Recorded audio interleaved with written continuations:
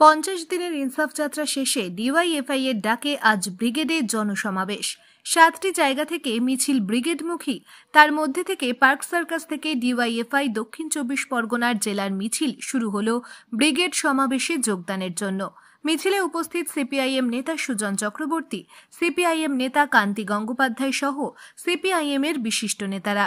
যৌবনের ডাকে জনগণের ব্রিগেড, এই সুরেই আজকের ব্রিগেড সমাবেশ হলেও মিছিলে দেখা যাচ্ছে অল্প বয়সী থেকে শুরু করে মাঝবয়সী এবং বয়স্কদেরও। Bureau report, SLK news.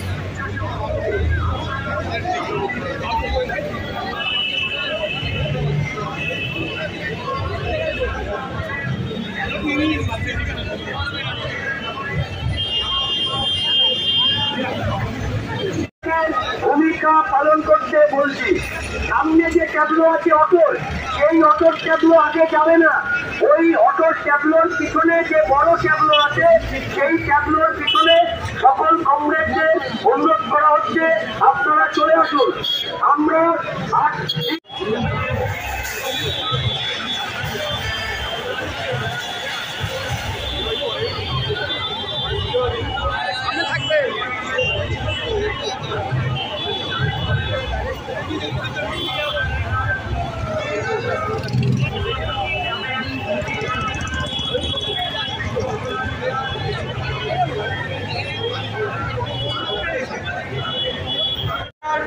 যে সকল কমরেড সমর্থক দলটি উপস্থিত হয়েছেন, তাদের ট্যাবলোর এদিকটায় চলে আসতে অনুরোধ করছি।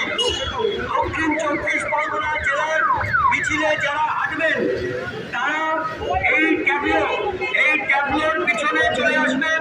লিড যে ব্যানার, দক্ষিণ 24 পরগনা জেলা যুবর যে ব্যানার ঠিক ট্যাবলোর পিছন থেকে থাকবে, সেই ট্যাবলো মিছিলে শুরু করবে। তার পিছনে জয়নগরের যুবরাই সামনে আপনাদের সঙ্গে সাহায্য করার জন্য আছে। তার সঙ্গে দলুয়া খাকি, মনে পড়ছে দলুয়া খাকির মানুষ বড় অংশ এখনো ঘরে ঢুকতে পারেনি।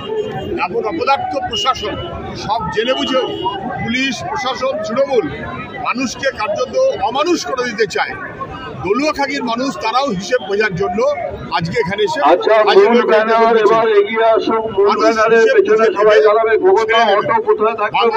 ধ্বংস করছে, তাদের বিরুদ্ধে গোটা বাংলাকে রুখে দাঁড়াতে।